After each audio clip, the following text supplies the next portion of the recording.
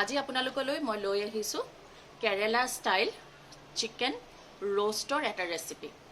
আৰু তাৰ কাৰণে মই লৈছোঁ প্ৰায় আধা কেজি মুৰ্গীৰ মাংস, দুটা মিডিয়াম সাইজৰ পিঁয়াজ কাটি লৈছোঁ, বেছি পাতলো নহয় বেছি ডাঠকৈ কটা নাই, নহৰু আদা বটা, এটুকুৰা কেঁচা হালধি, জলকীয়া, নৰসিংহৰ পাত, অকণমান ৰুকি থোৱা নাৰিকল, জলকীয়াৰ পাউডাৰ, জিৰা পাউডাৰ, ধনিয়া পাউডাৰ আৰু গৰম মছলাৰ পাউডাৰ।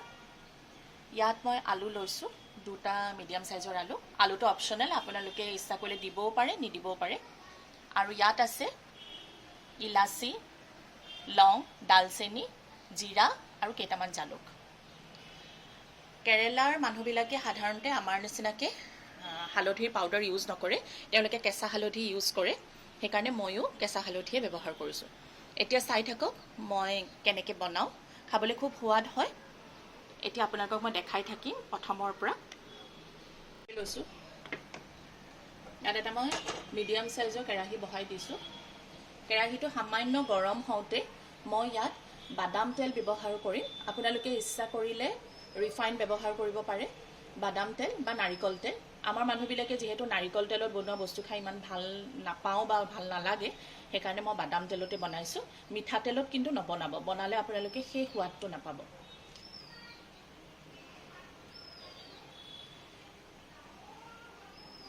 এনেকুৱা ধৰণৰ মাংসত তেল আৰু মছলাটো অলপমান বেছিকেই লাগে। মই জোখত তেল দি ল'লোঁ।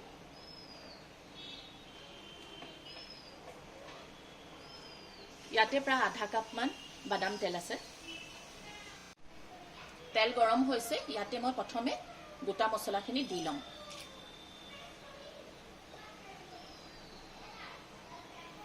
মছলাখিনি অকণমান ফুটিবলৈ আৰম্ভ কৰোঁতে প্ৰথমে মই পিঁয়াজখিনি দি ল'ম ইয়াত।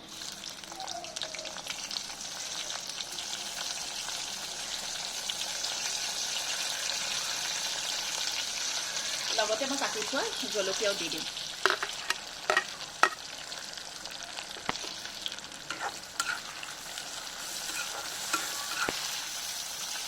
মই কিন্তু জুইটো হাই ফ্লেমতে ৰাখিছোঁ।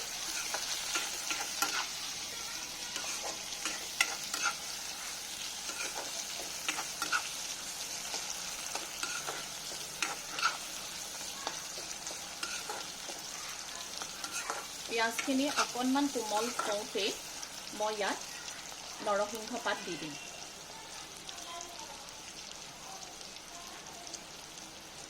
কেইখিলামান নৰসিংহ পাত দি দিছোঁ।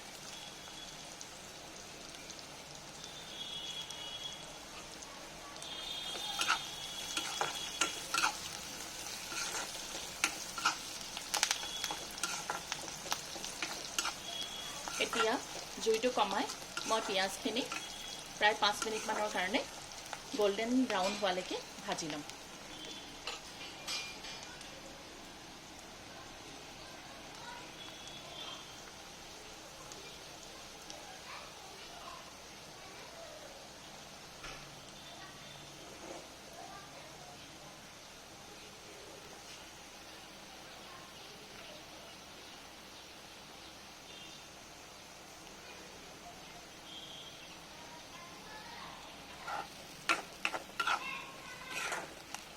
মাজতে এবাৰ দুবাৰ এনেকৈ লৰাই দিব।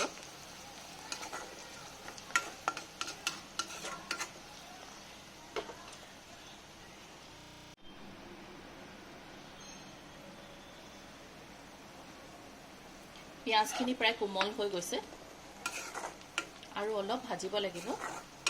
এতিয়া ইয়াতে মই কেঁচা হালধি টুকুৰা ৰুকি পেলাই ইয়াৰ ওপৰত দি দিম। গ্ৰেট কৰি দিছোঁ ইয়াতে।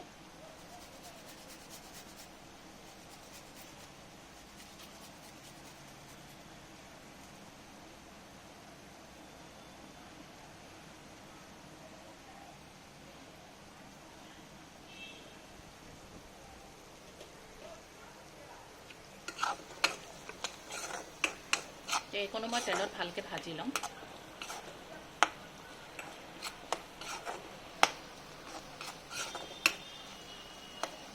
পিঁয়াজৰ ৰংটো আৰু অকণমান সলনি হ'লেই মই ইয়াত মাংসখিনি দি দিম।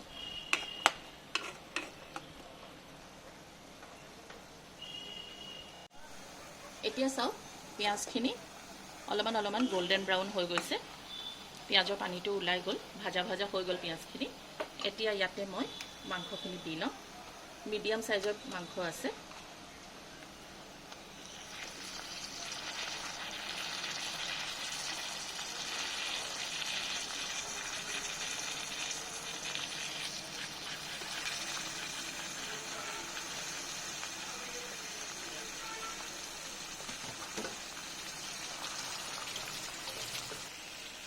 মাংসখিনি মই দি দিলোঁ। এতিয়া মই জুইটো বহাই দিম, ফ্লেমটো বহাই দিম। বহাই মই মাংসখিনি ভালকৈ লৰাই ল'ম।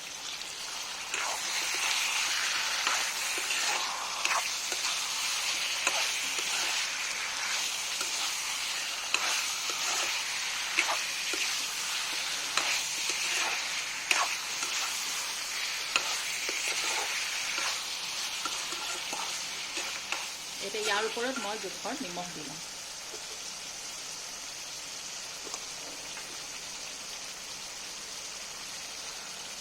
প্ৰায় 1 চামুচ মই নিমখ দিছোঁ।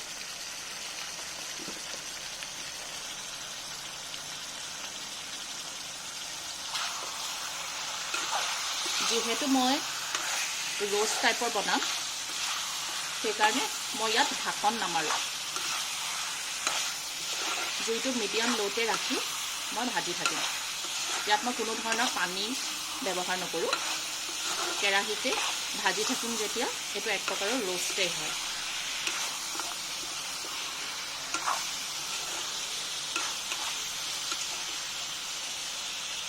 এতিয়া জুইটো মই একেবাৰে মিডিয়াম ফ্লেমত ৰাখি দিছোঁ।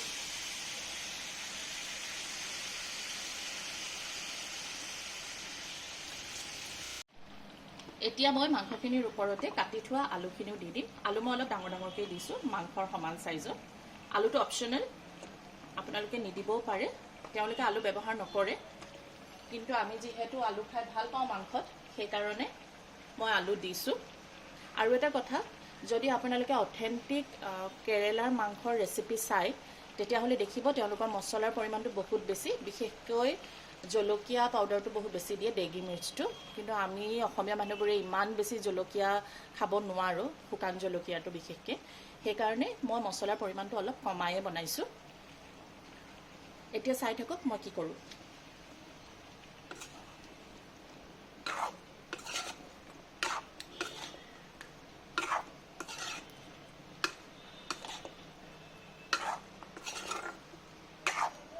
আলুখিনিও ভালকৈ মিলাই ল'লোঁ।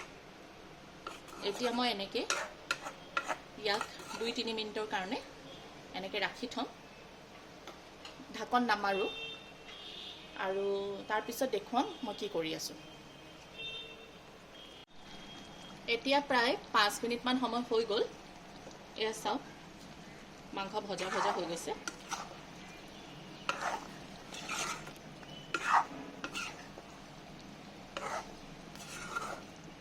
এতিয়া ইয়াৰ ওপৰত মই নহৰু আদা বটাখিনি দি দিম।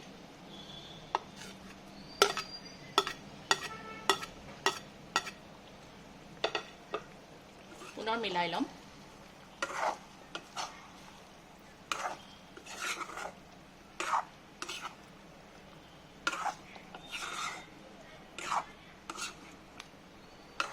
জুই কিন্তু মই মিডিয়াম ফ্লেমতে ৰাখিছোঁ। মাংস প্ৰায় 50% সিজিছে।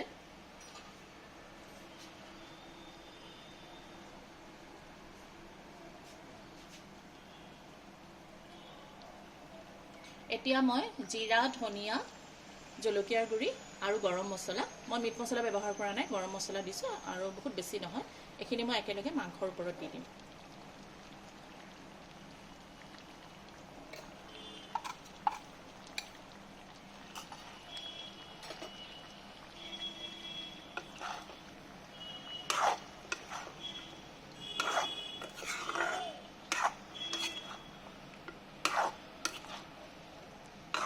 এতিয়া এনেকৈ মই পুনৰ 5 মিনিটমানৰ কাৰণে থৈ দিম এনেকৈ। আৰু তাৰপিছত আকৌ আপোনালোকক মই দেখুৱাম যে মাংসখিনি কেনেকুৱা হৈছে। তেতিয়ালৈকে মাংস প্ৰায় সিজা হৈ যাব। এয়া প্ৰায় সিজিছেই চাওক, আলু সিজিছে, মাংসও সিজিছে। এয়া চাওক, আৰু মাংস যোনখিনি তেল দিছোঁ সেই তেলখিনি ওলাই আহিছে। এয়া চাওক, এয়া পানী নহয় কিন্তু তেলেই হয়, মাংসৰ পৰাও তেল ওলাইছে। এয়া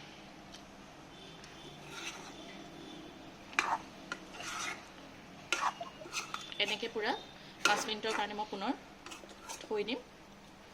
যদি মই প্ৰয়োজন বোধ কৰোঁ মাজত এবাৰ লৰাই দিম, যদি প্ৰয়োজন নহয় তেতিয়াহ'লে নলৰাওঁ। 5 মিনিটৰ পিছত আকৌ আপোনালোকক মই দেখুৱাই আছোঁ। পুনৰ 5 মিনিটৰ পিছত আপোনালোকক দেখাইছোঁ। এয়া চাওক, মাংস সিজি গ'ল, আলু সিজিলে, মাংসও সিজিলে, খুব ধুনীয়াকৈ সিজি গ'ল। এতিয়া ইয়াৰ ওপৰত মই ৰুকি থোৱা নাৰিকলখিনি দি দিম।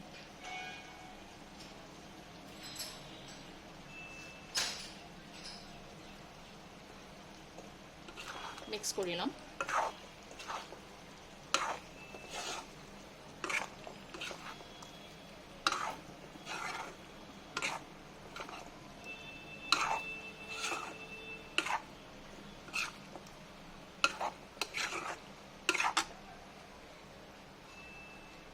ওপৰত আকৌ 2 খিলামান নৰসিংহ পাত আকৌ দি দিম।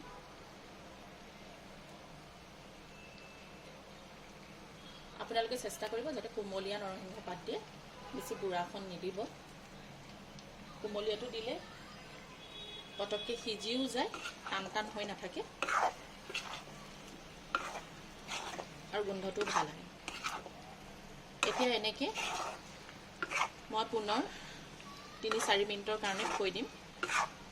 থৈ মাজতে একবাৰ লৰাই দিম। তাৰপিছত একদম ফাইনেল লুক আপোনালোকক দেখুৱাম যে কেনেকুৱা হৈছে।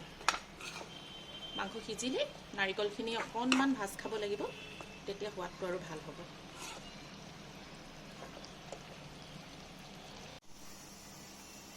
কেৰেলা style chicken roast with coconut ready হৈ গ'ল। এয়া চাওক, বনলৈকে কি ধুনীয়াকৈ সিজিছে, আলু কিমান ধুনীয়াকৈ সিজিছে চাওক। পুনৰ এনেকুৱা নতুন নতুন ৰেচিপি লৈ আপোনালোকৰ ওচৰলৈ আহি থাকিম, চাই থাকিব, আৰু মোক কমেণ্টত জনাব আপোনালোকৰ ৰেচিপিবিলাক কেনেকুৱা লাগিছে। পুনৰ লগ পাম। আজিলৈ আহিছোঁ, ধন্যবাদ।